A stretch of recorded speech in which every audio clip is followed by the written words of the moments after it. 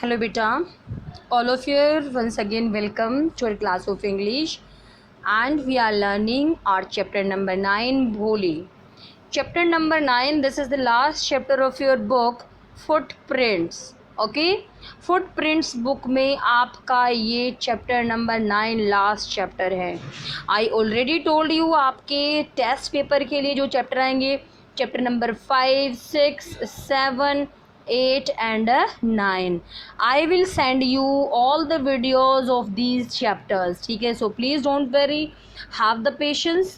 और हम अब कर रहे हैं इसके भोली चैप्टर के क्वेश्चंस. ठीक है, ऑलरेडी मैं आपको 6 वीडियोस भेज चुकी हूँ, 6 to 7, और अब हमारी नेक्स्ट वीडियो है, यहाँ पे हम थिंक अबाउट इट के क्वेश्चन आंसर्स करेंगे.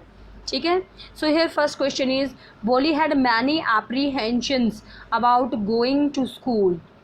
भोली की स्कूल के जाने में बहुत सारी क्वेरीज हैं. What made her feel that she was going to a better place than her home. किस बात से उसको फील हुआ कि वो एक अच्छे जगह पे जा रही है अपने घर से. Actually the day she was going to school force her parents to dress her nicely. जिस दिन वो स्कूल में जा रही है उस दिन ने फोर्स किया पेरेंट्स को कि वो उसको अच्छे कपड़े पहनाए. Because no new dress was stitched for Bholi earlier. No one cared to mend or wash the clothes. But on that day, she was bathed properly. Her hair was properly arranged. It means that oil was rubbed into her dry and matted hair. In this way, she finds so many attention on that day. This special treatment made her feel that she was going to a better place than her home. ठीक है, कौन सी बातें, ना किसी ने कभी अच्छे कपड़े दिए, ना कभी उसको ढंग से नहलाया, ना कभी उसके बालों में कॉम किया है. तो but that day she wore very nice cloth, she bathe properly, her hair was also properly maintain. In this way, all these things reminded her that she was going to a better place than her home. Okay, next is how did Bholi's teacher play an important role. आपको ये long question में भी मिलेगा. Long question में आएगा तो इसमें थोड़ा सा टीचर का और ज़्यादा रोल लिख देना है. फिलहाल इतना ही कि उसने क्या क्या उस लड़की के लिए किया है. तो भोली स्टैमर्ड, तो वो हकलाती थी. And she was a bundle of nerves. केवल वो हार्ड मास की एक इंसान थी. No feelings, no mind at all. ठीक है, जब उसने स्कूल शुरू किया बिगिनिंग में तब की बात है. बट देन द टीचर, फिर जो रिफॉर्म हुआ वो बताना है. Then the teacher treated her very kindly and she also encourage her to have confidence and be bold. Teacher ने उसको काइंडली ट्रीट किया, उसको एनकरेज किया, उसमें कॉन्फिडेंस जगाया, उसको बोल्ड बनने के लिए बोला. ये 4 बातें टीचर ने बोली हैं. She also taught her to read and write, ये भी उसको सिखाया है. और उसको इंडिपेंडेंट गर्ल बना दिया है who was aware of her rights, जिसको अपने राइट्स का पता था. In this way she change her life completely. ठीक है, तो क्या क्या बताना है आपने कि बिगनिंग में कैसी थी, लेटर ऑन टीचर ने उसको एनकरेज किया, उसको काइंडली ट्रीट किया, with affection she treated her and turn her into a confidence and bold girl. She also taught her to read and write and also made her an independent girl. ठीक है, and this way she was aware of her rights and she was completely changed. ठीक है, ये तो teacher ने उसकी life को कैसे बदला उसके बारे में बात की है.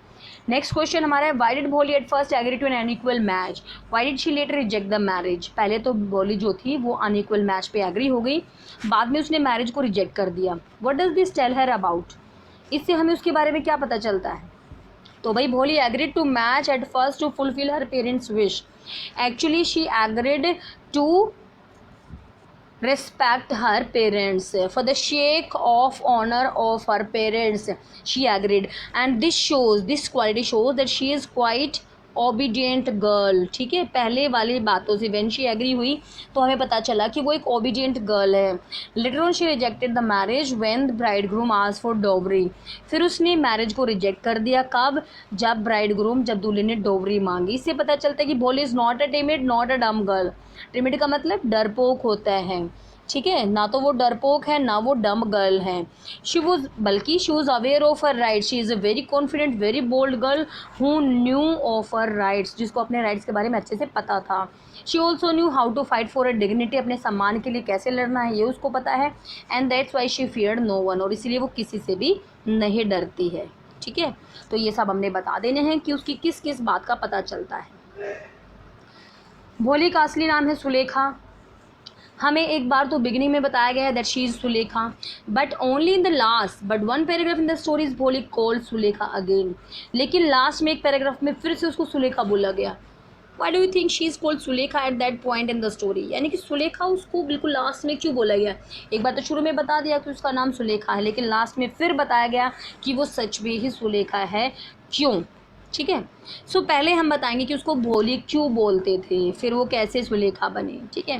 भोली मीन्स सिंपलटन। भोली का मतलब होता है वेरी सिंपल, वेरी मतलब the person who has no cleverity at all. जो बिल्कुल भी क्लेवर नहीं होता वो क्या होता है? सिंपलटन होता है। Throughout the story she had been a simpleton who hardly express her opinion of any matter. वो एक सिंपलटन है, शुरू में हमें पता चला है, और जहाँ तक हमने कहानी पढ़ी है वो मुश्किल से ही कुछ एक्सप्रेस कर पाती, नहीं तो चुप रहती है। But the Sulekha means that a person who with a very beautiful sense of letters. ठीक है। सुलेखा का मतलब वो पर्सन है जिसमें बहुत ज़्यादा अच्छे सुंदर लिखाई के गुण होते हैं, बहुत ज़्यादा सुंदरता वाली चीज़ें होती हैं।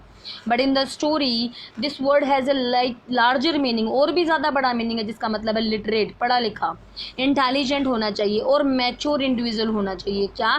सुलेखा। ठीक है। क्या क्या होनी चाहिए? लिटरेट होना चाहिए, इंटेलिजेंट और मैच्योर इंडिविजुअल होना चाहिए।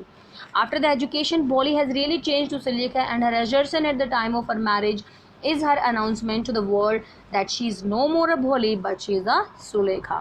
अपनी एजुकेशन के बाद when she completely changed into a bold and confident girl, then Bholi changed into Sulekha. जब उसमें बहुत ज़्यादा कॉन्फिडेंस आ जाता है, बोल्ड बन जाती है, तो वो किस में बदल जाती है? सुलेखा में बदल जाती है। और जो उसने अनाउंसमेंट की है अपनी मैरिज के टाइम पे कि she would serve her parents for whole her life, she would also taught in the same school way she got education, this announcement showed the world that she is not a Bholi but she is Sulekha. इस announcement ने यकीन करा दिया कि वो कौन है?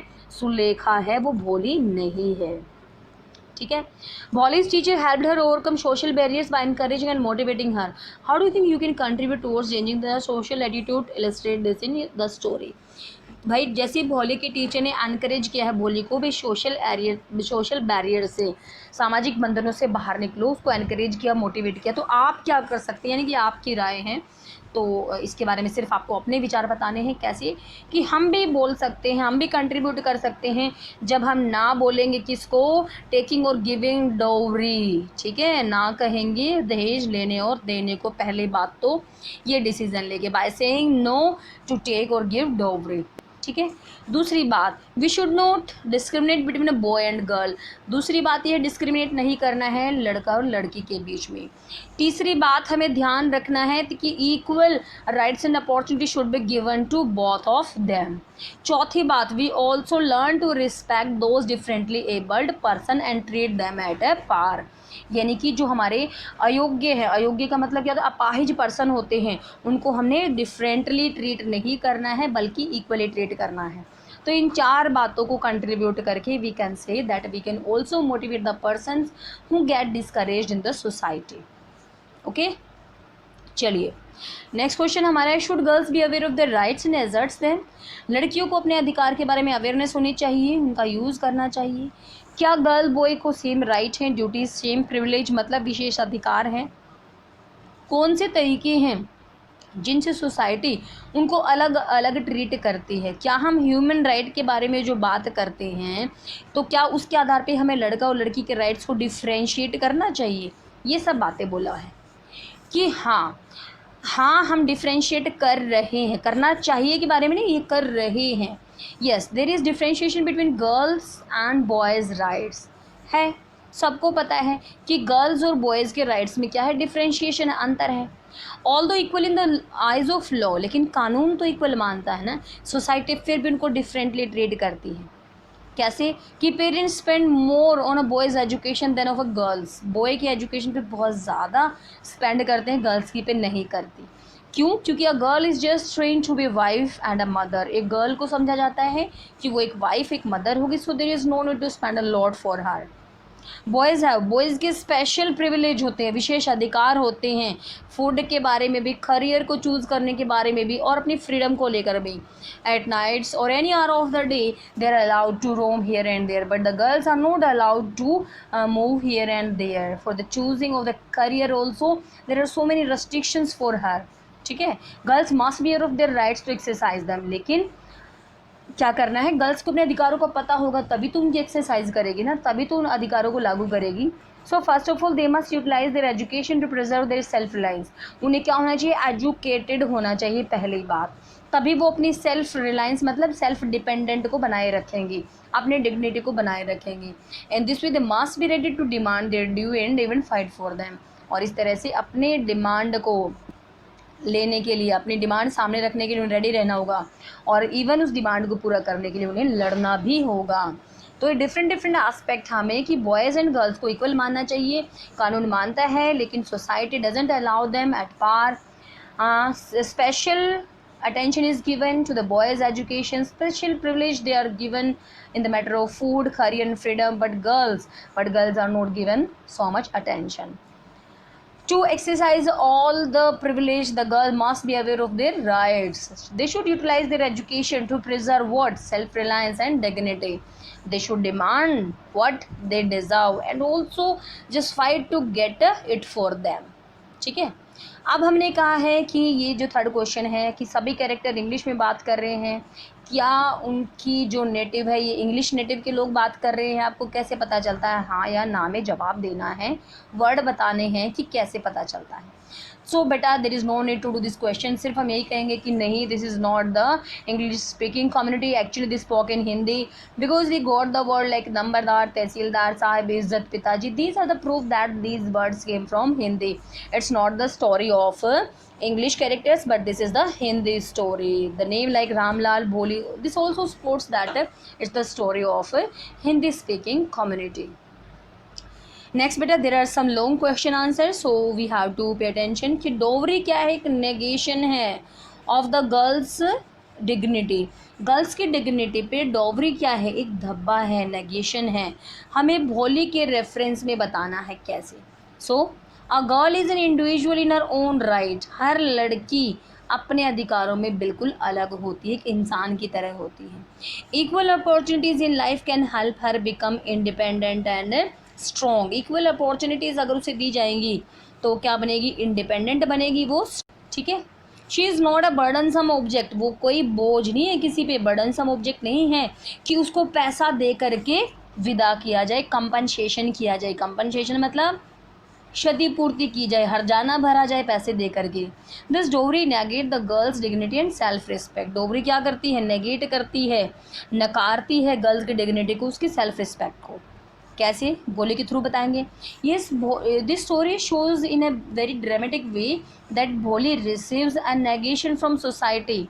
क्यों, because she is thought to be ugly, she is thought to be dumb by her parents also, so they are willing to pay dowry to an old man with a lamp.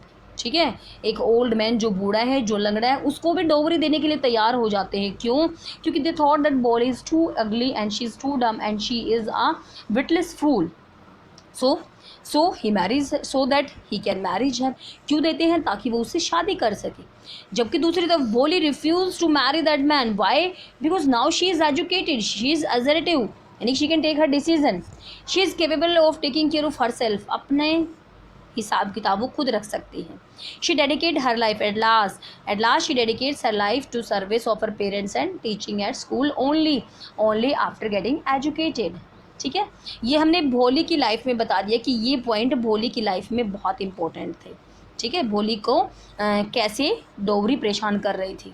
So in the same manner girl should have behave when a situation is not praiseworthy. इसी तरह से एक girl को ज़रूर ऐसा व्यवहार करना चाहिए जब सिचुएशन उसकी फेवर में नहीं होती है, या फिर सोसाइटी गर्ल्स को प्रॉब्लम देने लग जाती है, तो उसको ज़रूर आवाज़ उठानी चाहिए। नाउअडेज आजकल तो गर्ल्स एम्पावर कर रही हैं, मजबूत बन रही हैं, अपनी थॉट को मजबूत बना रही हैं और फ्रीली अपने लिए बोल सकती हैं। क्यों, now they are educated, now they have the equal right in society, now they are aware of their rights.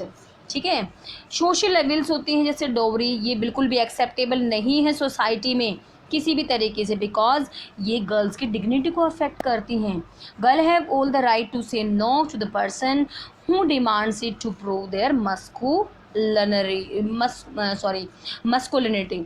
मतलब गर्ल को पूरा अधिकार है ना कहने का। अगर कोई इंसान अपना व्यक्तित्व दिखाने के लिए, मस्कुलिनिटी क्या होता है, पौरुष दिखाने के लिए, मतलब अपने आप को सुपीरियर सिद्ध करने के लिए अगर डोवरी डिमांड करता है तो उन्हें पूरा हक है कि वो यस या नो बोल सकते हैं। चलिए let's move to our next second question. Second question हमें कहता है भोली chose a dignified life of service rather than surrendering herself to a greedy man। भोली चूज करती ऐसी लाइफ को कि उस सेवा करे अपने माँ बाप की, जबकि वो किसी ग्रीडी मैन को सरेंडर नहीं करना चाहती। ठीक है, तो इसके लिए एजुकेशन ने भोली को क्या रिक्वायर मोटिवेशन दी है। स्टिमुलस क्या होते हैं बेटा, मोटिवेशंस होती हैं। ठीक है, क्या स्टिमुलस मिले हैं, क्या एनकरेजमेंट मिले हैं भोली को कि वो इस पर्सनल बैरियर से बाहर आ सके। तो यानी कि हमें इस क्वेश्चन में बताना है role of education, simply role of education बता देना है आपने। ठीक है, क्वेश्चन के लिए रोल ऑफ एजुकेशन।